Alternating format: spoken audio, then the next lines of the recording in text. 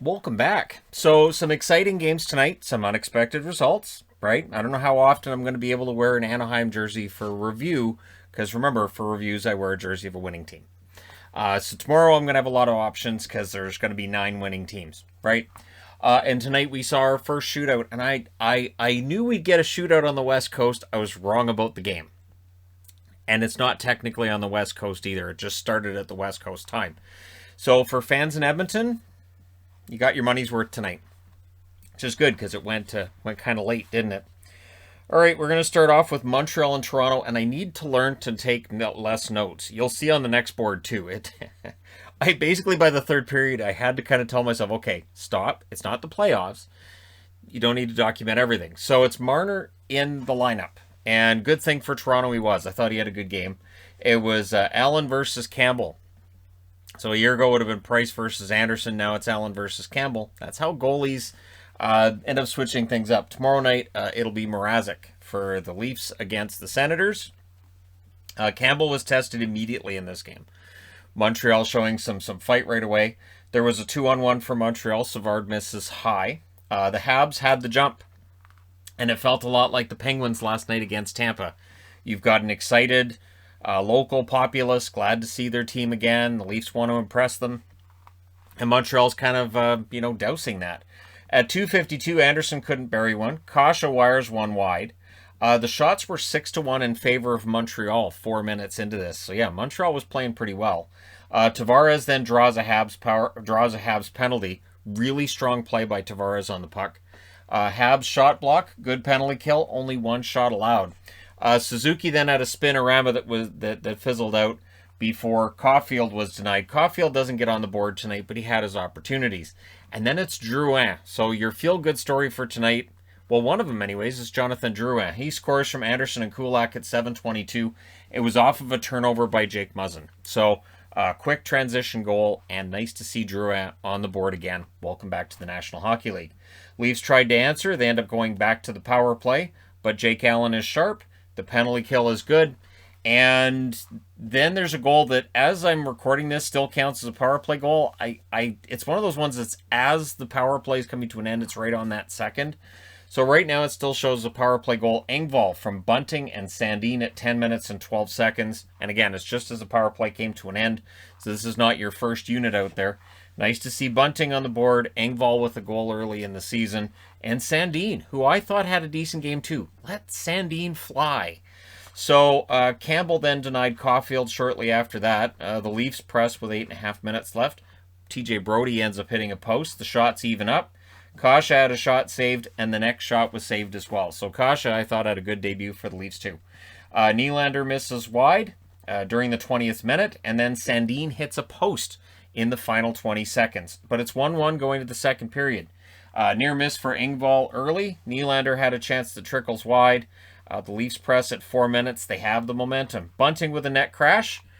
The Habs don't like that, so things get kind of scrummy at that point. A review shows the puck never crossed the line. It looked close. In real time watching it, I was like, that had to go in, didn't it? No. I think it was Sherratt that cleared it out because I was pretty sure that had to have gone in. It didn't. The Habs then get their first power play. Solid penalty kill. The Habs weren't able to get set up. They only get one shot out of that 2 minutes. Allen then denies Nylander. Marner's denied. Ritchie right on the doorstep as that play was going on.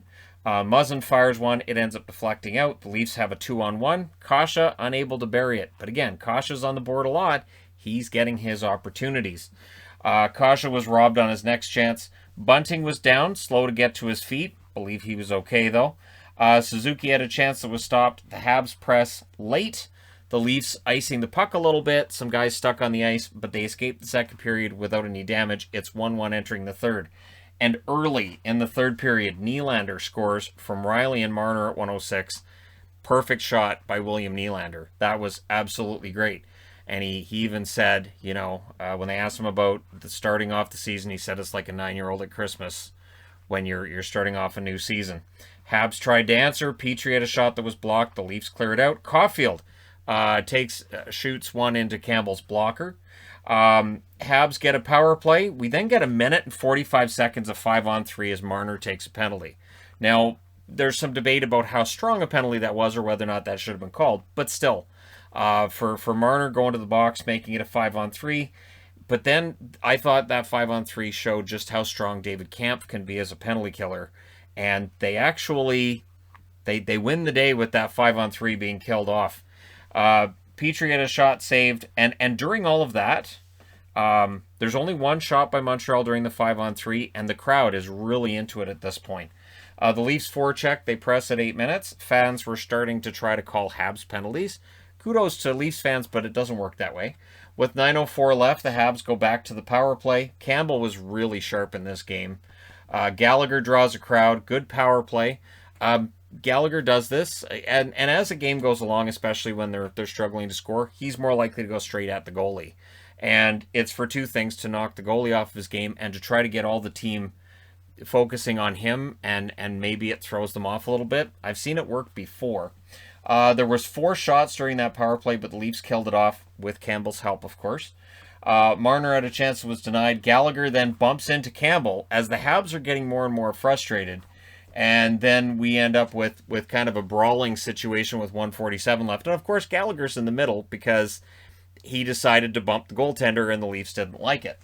Leafs get a power play out of that. There's a goalie pull with 1:20 left to get it 5-on-5.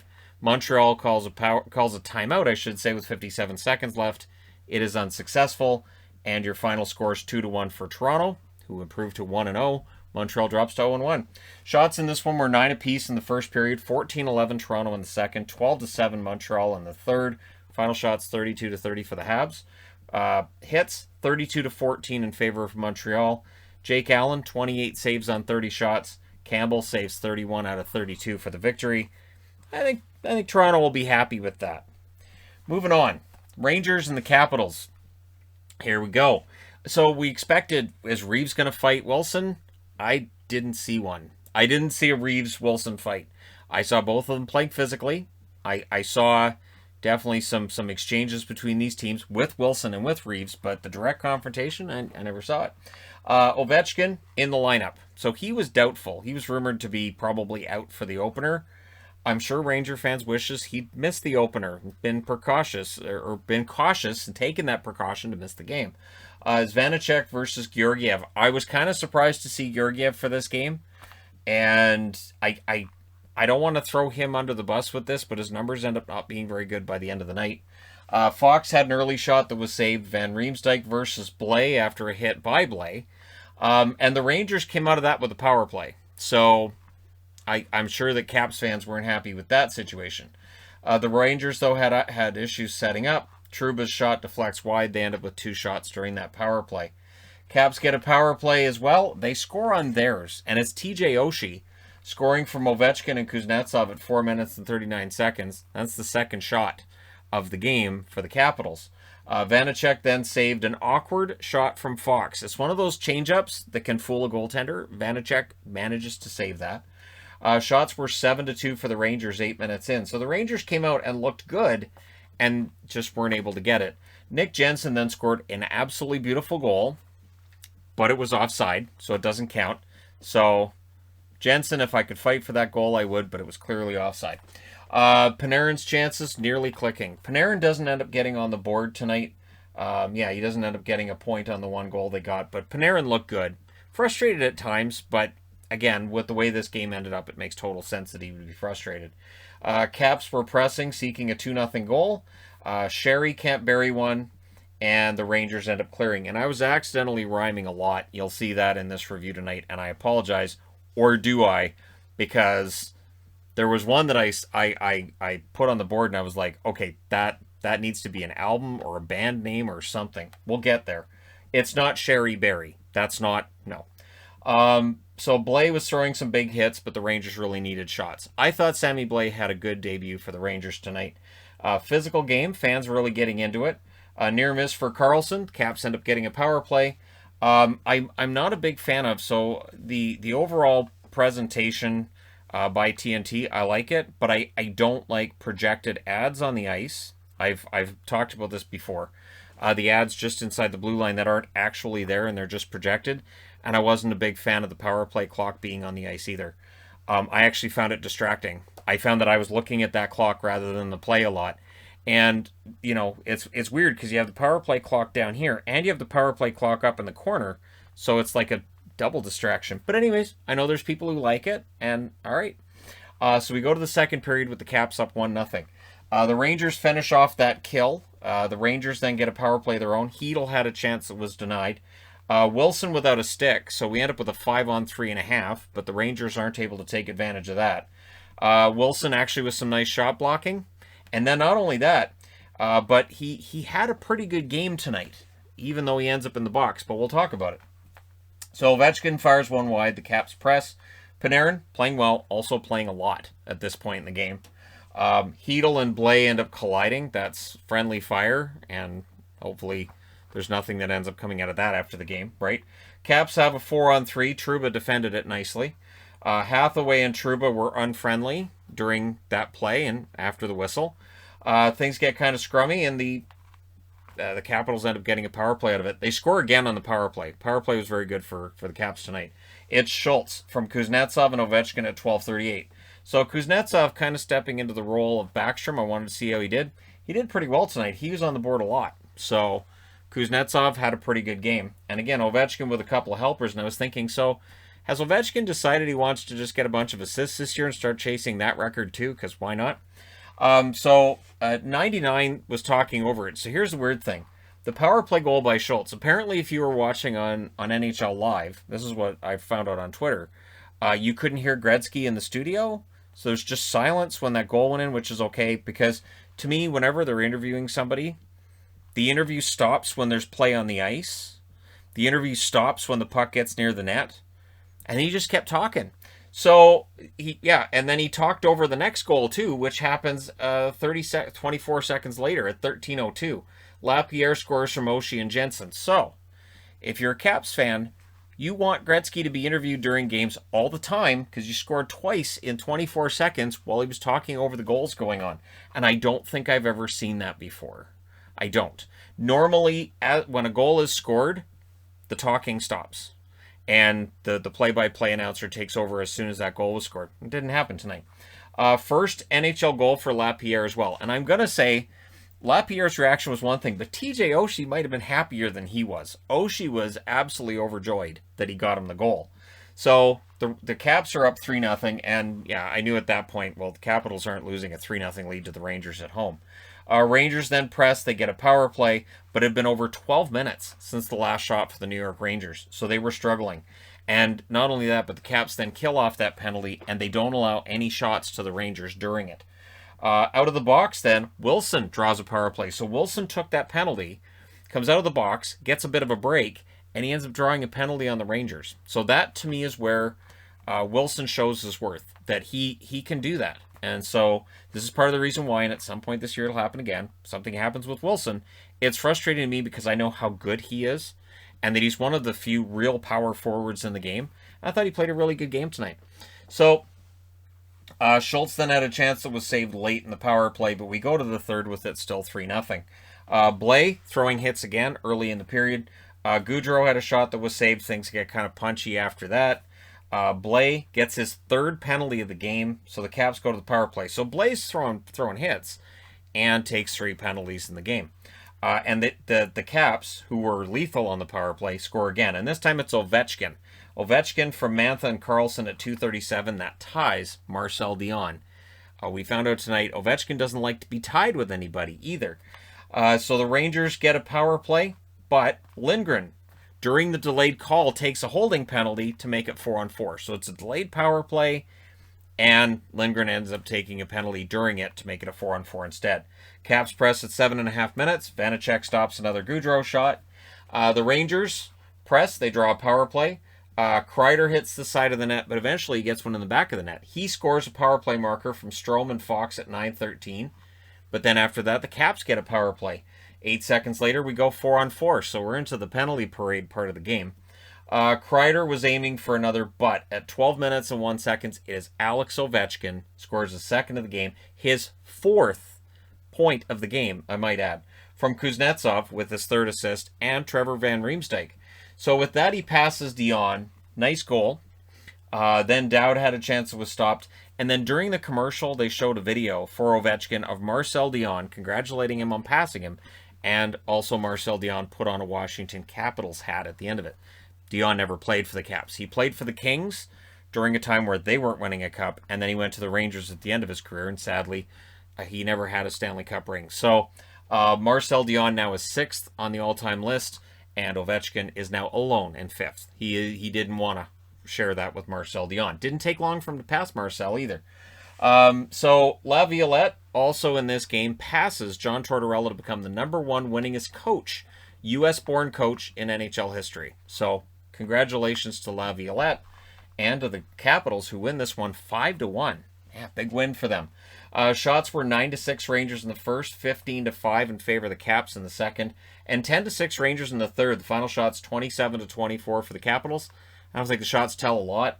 The hits were 26-12 in favor of the Rangers, which kind of surprises me a little bit, but Blaine was throwing a lot of hits. Georgiev ends up saving 21 out of 26. Like I said, ugly night for him statistically. Vanacek saves 23 out of 24 and looked pretty good. So there you go. And now we need to change boards.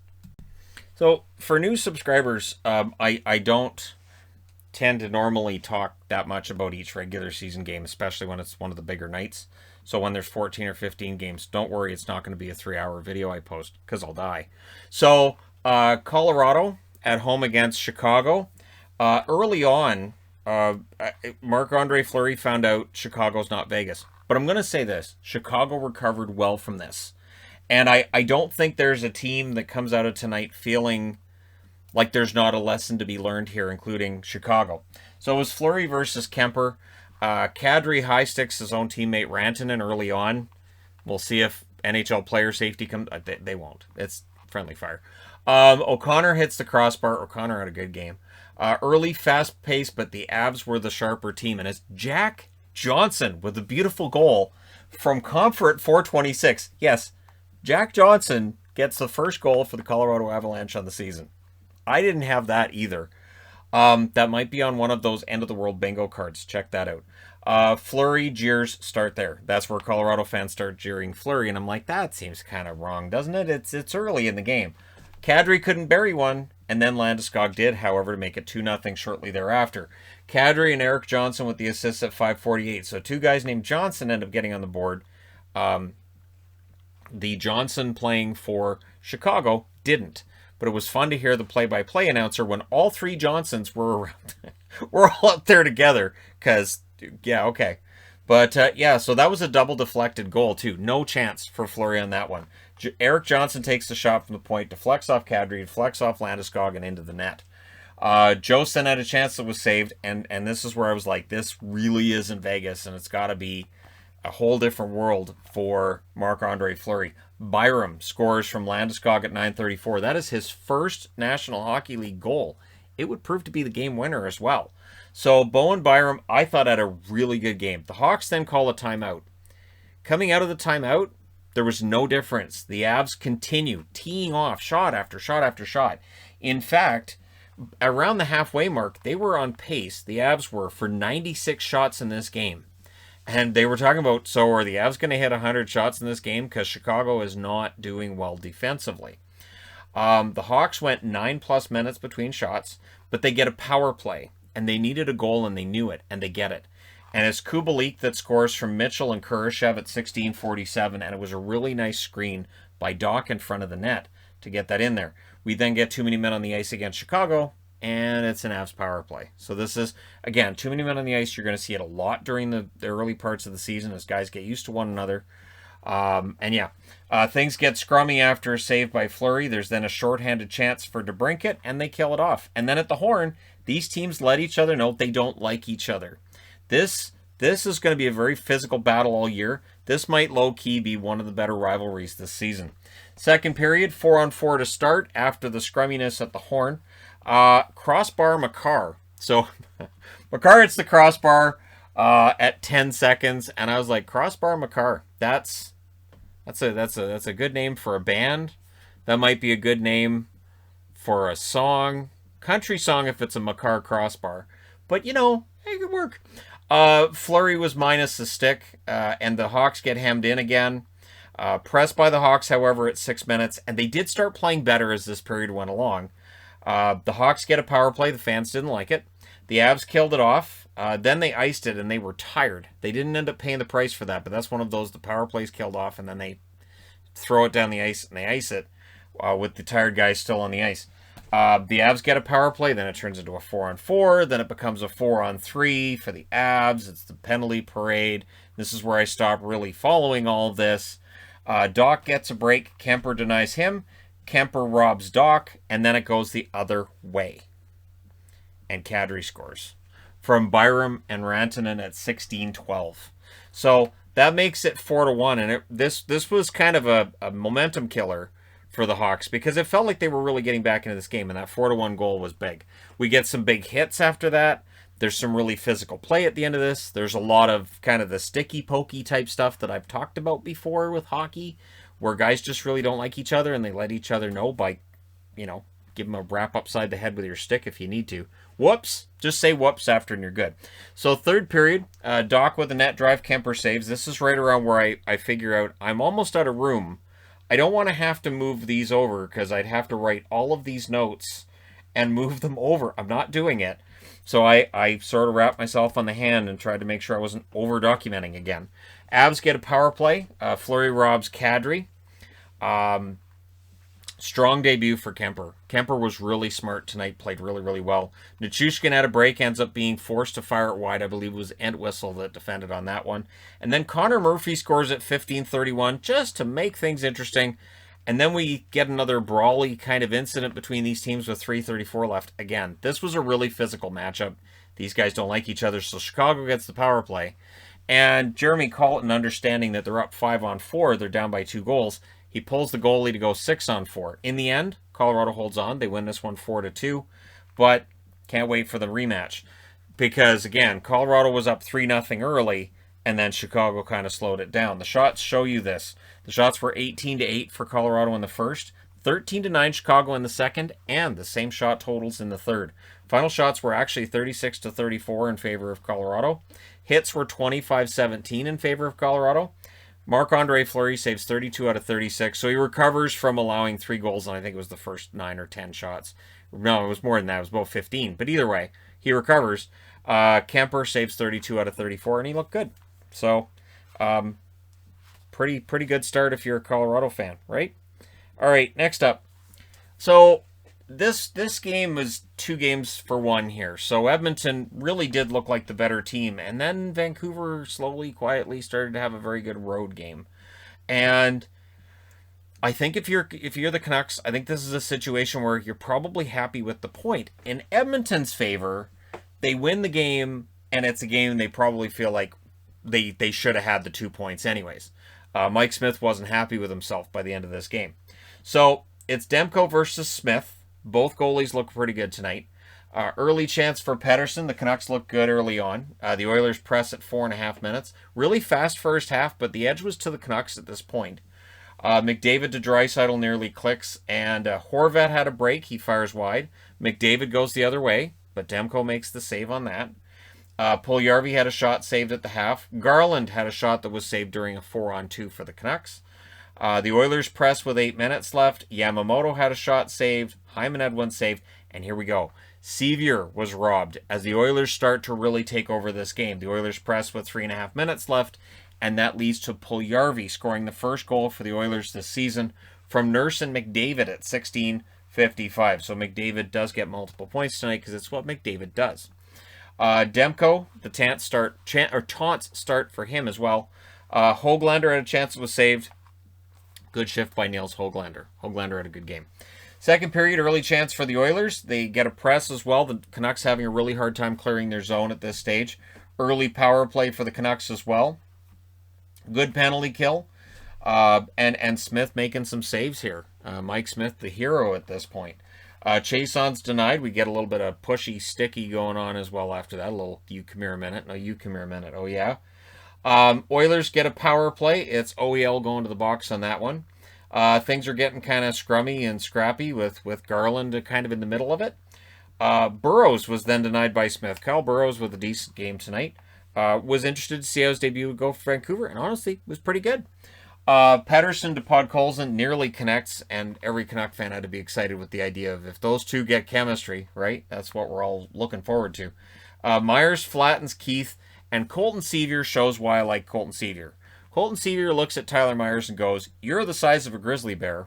I'm not, but you knocked my guy down, so I kind of have to let you beat me up." And that's basically what happens. But just for Sevier being willing to jump in and defend a teammate, knowing he's going to get throttled, I think that really shows why I've always liked Sevier. He has a lot of heart.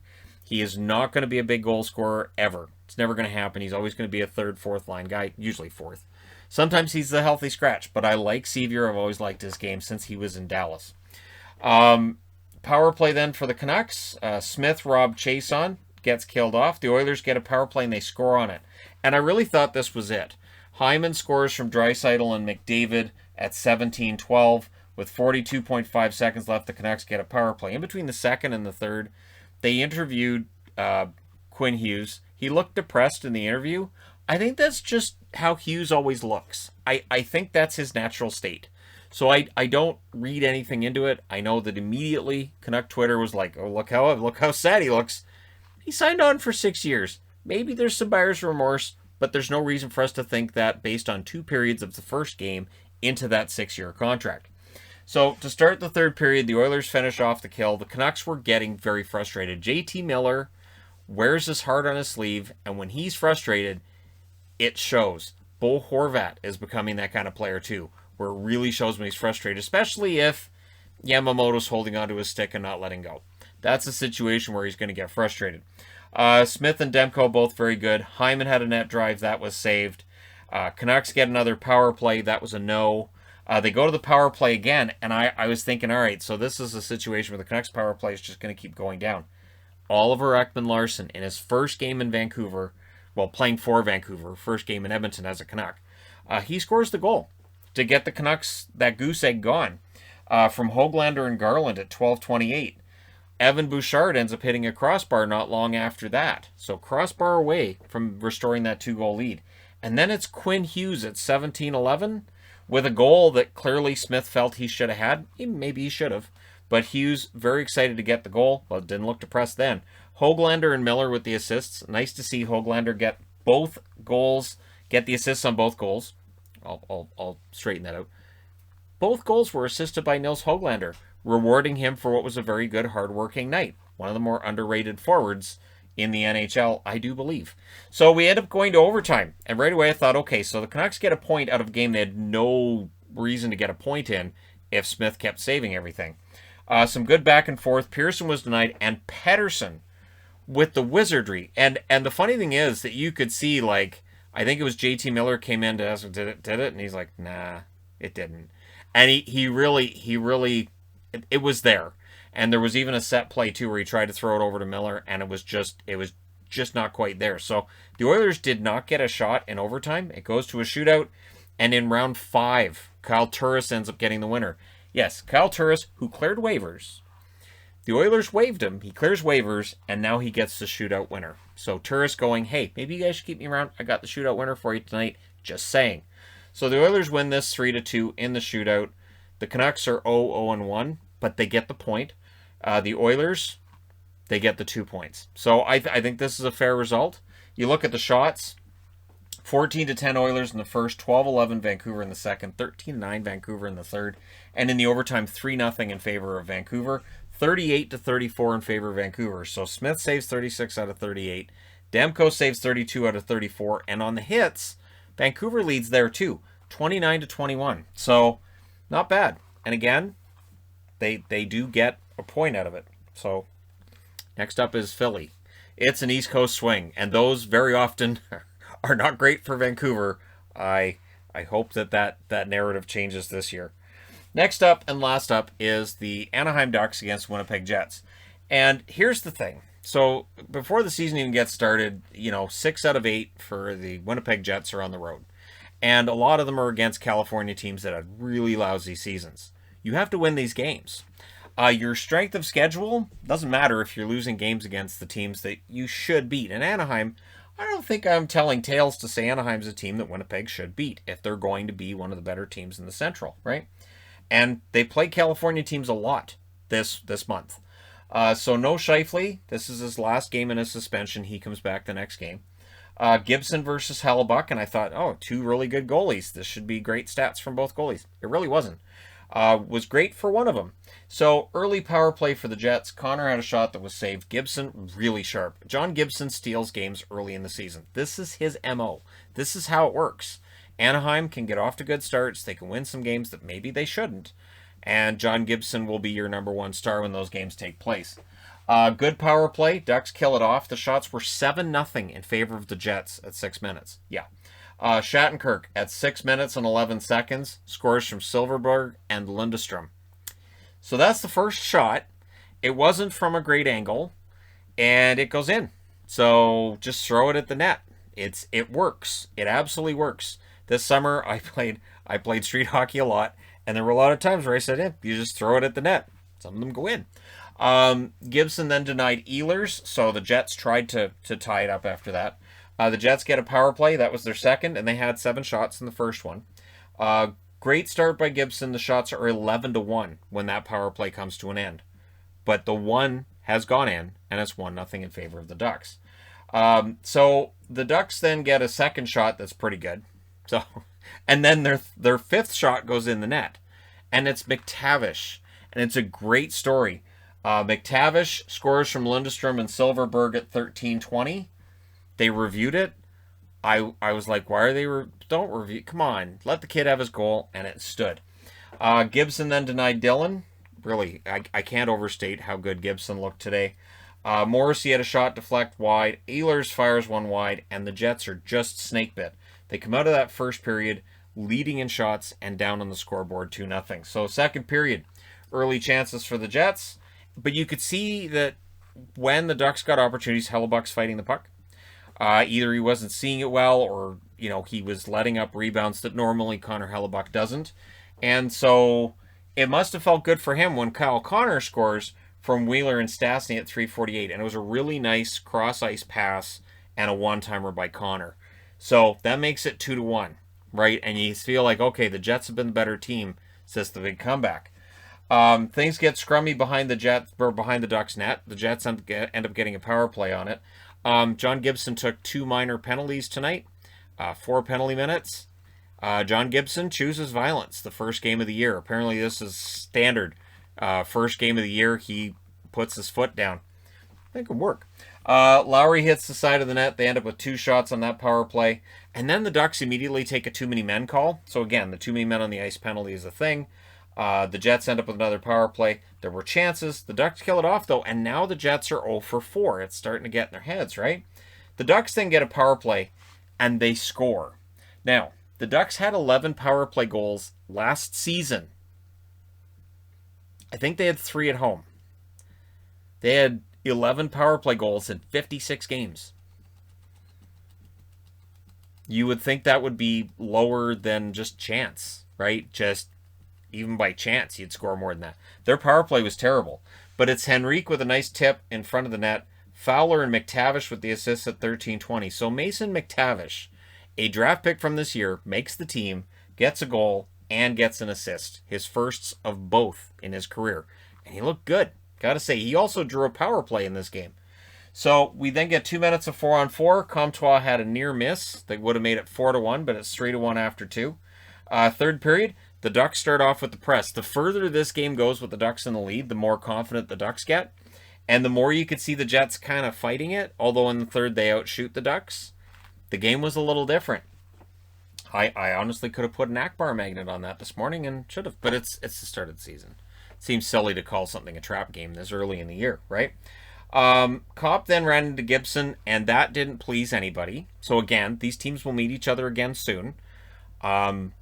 If you're running into Gibson, that's a problem because, as was pointed out by I think it was Brian Hayward doing the color in this. Anthony Stolarz had a rough time and has had a rough time recently. So yeah, it's better if he doesn't have to go in that kind of a situation. Early goaltender pull by the Jets, but you're down 4-1, right? Or no, I missed this. So the Ducks get another power play. Raquel scores on that one. See, that's what threw me off. They get multiple power play goals tonight. This isn't something that happens. The Ducks don't get power play goals. Raquel with that one from Drysdale and Getzlaf at 6:20. So, to sum up, Raquel gets off the schneid before he's even on it. This first game of the year, he's got it out of the way. Drysdale with an assist. McTavish with a goal and an assist. And Zegras got better as the game went along. They didn't need him to score, and they got 4 goals. Getzlaf with the assist on this goal gets him now to where he's 17 points away from 1,000. Pretty good game tonight if you're a Ducks fan. So yeah, the Ducks then pressed for more, and that was where Kopp ends up running into Gibson after, and we get the unhappiness. The early goalie pull by the Jets, and then the Ducks get a late power play that kind of just snuffs that out. And so we get a 4-1 win for the Ducks. The Jets, on this road trip through cities where they're supposed to win, it starts with a loss in the city that would have been seen as the most likely win. But the Ducks show they got a little bit of spirit, don't they? So the shots were 15-6 Jets in the first, 10-9 Ducks in the second. Jets outshoot them 10-6 in the third. Final shots 34-22 for Winnipeg. Hits were 25-17 for Winnipeg. Hellebuck saves 18 out of 22. Not his best outing, but you know, I mean, these things happen. And Gibson saves 33 out of 34. His save percentage is fantastic to start the year, which again is not that unusual, really, because John Gibson is early in the season. Game 1. We'll see how he does in Game 2. If he plays Game 2 or if they go with the backup. But it'll probably be Gibson, right? Anyways, there you go. Let me know your thoughts in the comments section below as always. Don't forget to hit like and subscribe if you're browsing your way through. You just happened upon this video. Thank you guys so much for watching, for all your support, and I promise I will take less notes as the season gets going. I'm still in playoff mode, and I'll get there. Thank you guys so much for all your support. I will talk to you again soon.